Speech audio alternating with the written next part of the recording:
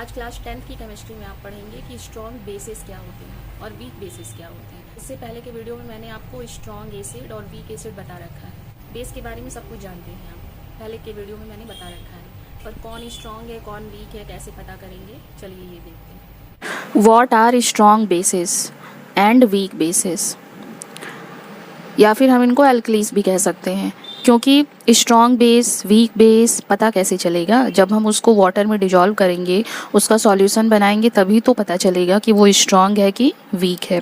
तो एल्कलीस का मतलब भी मैंने आपको यही बताया है कि वो बेस जो वाटर में डिजॉल्व हो जाए उन्हीं को तो एल्कलीस कहते हैं।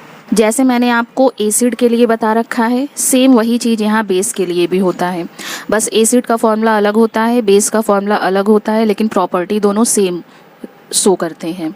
एसिड में भी मैंने आपको बताया था कि वो बेस जो कम्प्लीटली डिसोसिएट हो जाए, या फिर उसी को कह सकते हैं कि आयनाइज हो जाए, उसी को हम स्ट्रॉन्ग एसिड बोले थे वहाँ पर। सेम वही चीज़ बेस में भी हो गया कि कम्प्लीटली डिसोसिएट हो जाए, आयनाइज हो जाए, तो वो हो जाएगा स्ट्रॉन्ग बेस। जैसे अगर एक बीकर में हमने वाटर को ले लिया, वाटर ही मेन सॉल्यूशन होता है। वाटर को यूनिवर्सल सॉल्यूशन कहते हैं। मतलब हम केमिस्ट्री में जितना भी मैं आपको बताऊंगी कि जिस भी चीज़ से सॉल्यूशन बनाया जा रहा है ना, उसमें मेन वाटर ही होता है। इसलिए अभी आपको 10th तक शायद कहीं लिखा हुआ मिले, पर आगे की क्लास में वाटर को एकदम एक्सेप्ट कर लिया जाएगा कि ये यूनिवर्सल सॉल्यूशन है। बहुत सारी चीज़ें हैं जो वाटर में डिजॉल्व हो जाती हैं, बहुत सारी चीज़ों की जो प्रॉपर्टी है, जो उसका मेन कैरेक्टर है, वो वाटर में डिजॉल्व होने के बाद ही निकल कर सामने आता है।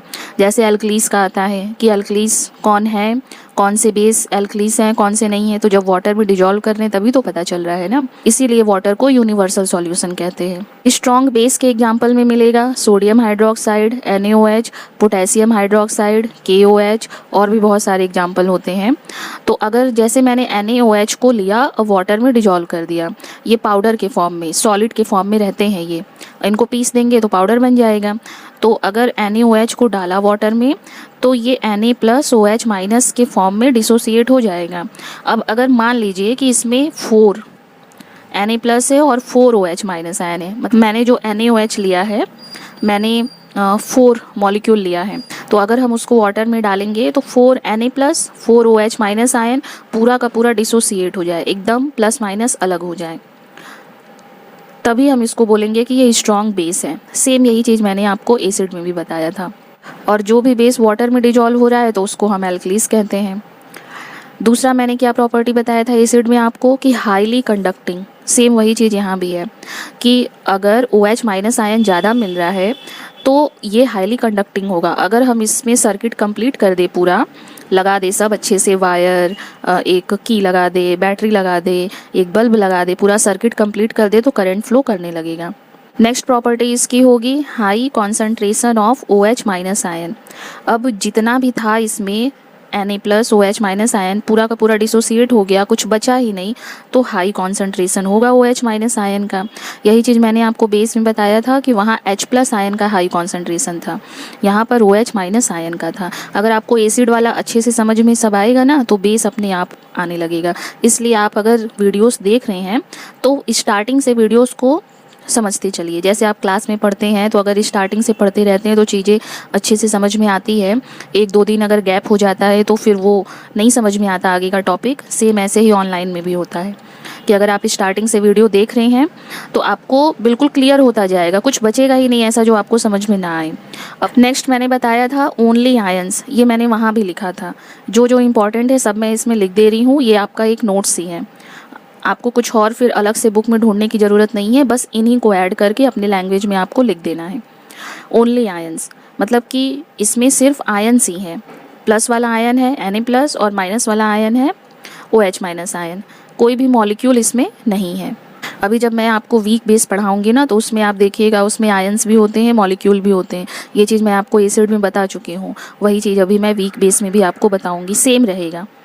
वीक बेसिस क्या होते हैं? इसके पहले मैंने आपको स्ट्रॉन्ग बेस बताया। अब देखिए कि वीक बेस क्या होता है कि पार्शियली आयनाइज्ड होते हैं। जो वीक बेस हैं इनको अगर हम वाटर में डालेंगे तो ये पार्शियली आयनाइज होगा। वीक बेस के एग्जाम्पल में आएगा NH4OH, अमोनियम हाइड्रोक्साइड, CaOH का whole twice, calcium hydroxide, MgOH का होल ट्वाइस, मैग्नीशियम हाइड्रोक्साइड। ये है ना OH इसमें, तो यानी ये सब बेस हैं। अब अगर हम इनको एक डाल दें यहाँ पर, वाटर में डाल दें, और ये एल्कली है क्योंकि वाटर में डिजॉल्व हो रहा है, जो बेस वाटर में डिजॉल्व होते हैं वो एल्कलीस होते हैं, तो ये एल्कलीस है पर वीक है, बेस वीक है। क्यों? क्योंकि जब हम इसको वाटर में डालेंगे, अगर मैंने NH4OH का मान लीजिए 4 मॉलिक्यूल लिया है ना, तो इसमें से 2 प्लस 2 माइनस निकल गया, अब बाकी का 2 इसमें बचा हुआ है, तो इसीलिए इसको वीक बेस कहता है। और अभी जब आप आगे की क्लास में पढ़ेंगे ना, तो आप बहुत अच्छे से इस चीज़ को पढ़ेंगे कि जो स्ट्रॉन्ग बेस होता है, स्ट्रॉन्ग एसिड होता है, उसको जब हम वाटर में डालते हैं तो वो एक बार में पूरा आयनाइज हो जाता है, मतलब बहुत जल्दी आयनाइज हो जाता है। लेकिन जो वीक बेस या वीक एसिड को जब हम वाटर में डालते हैं तो वो बहुत धीरे धीरे होता है। वहाँ पर आपको पूरा ग्राफ बनाकर दिखाया जाएगा कि कैसे धीरे धीरे घंटों लग जाता है उसे आयनाइज होने में, और फिर भी कुछ ना कुछ मॉलिक्यूल उसमें बचे रहते हैं, इसीलिए हम इनको वीक बेस कहते हैं।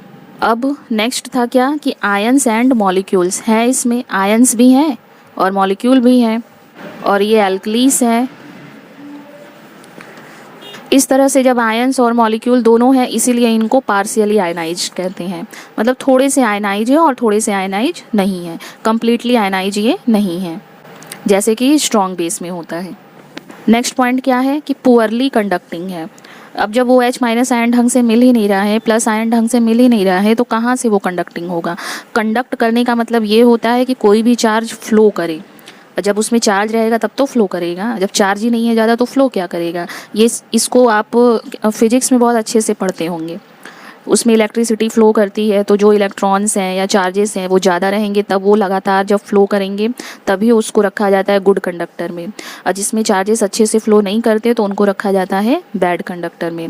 ये मेटल्स के लिए आपने पढ़ा होगा, जैसे मेटल्स होते हैं गुड कंडक्टर, नॉन मेटल्स होते हैं बैड कंडक्टर, क्योंकि मेटल्स में मिल जाते हैं इलेक्ट्रॉन, बहुत सारे मिल जाते हैं, आराम से फ़्लो करते रहते हैं। वो नॉन मेटल्स में भी होते हैं इलेक्ट्रॉन्स, पर बहुत कम होते हैं, बहुत ज़्यादा रेजिस्टेंस होता है उनमें, इसलिए वो फ़्लो नहीं करते।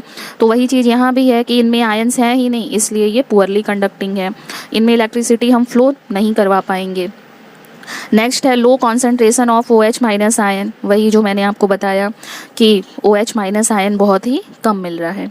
मेन देखिए एसिड में हम H प्लस आयन को देखते हैं और बेस में देखते हैं OH माइनस आयन को। H प्लस आयन है तो इसके साथ माइनस वाला भी रहेगा, और OH माइनस आयन है तो इसके साथ प्लस वाला ही रहेगा, पर सिर्फ एसिड बेस को हम डिफाइन कर रहे हैं प्लस से और माइनस से, कि जिसमें H प्लस आयन है तो वो एसिड है, OH माइनस आयन है तो वो बेस है।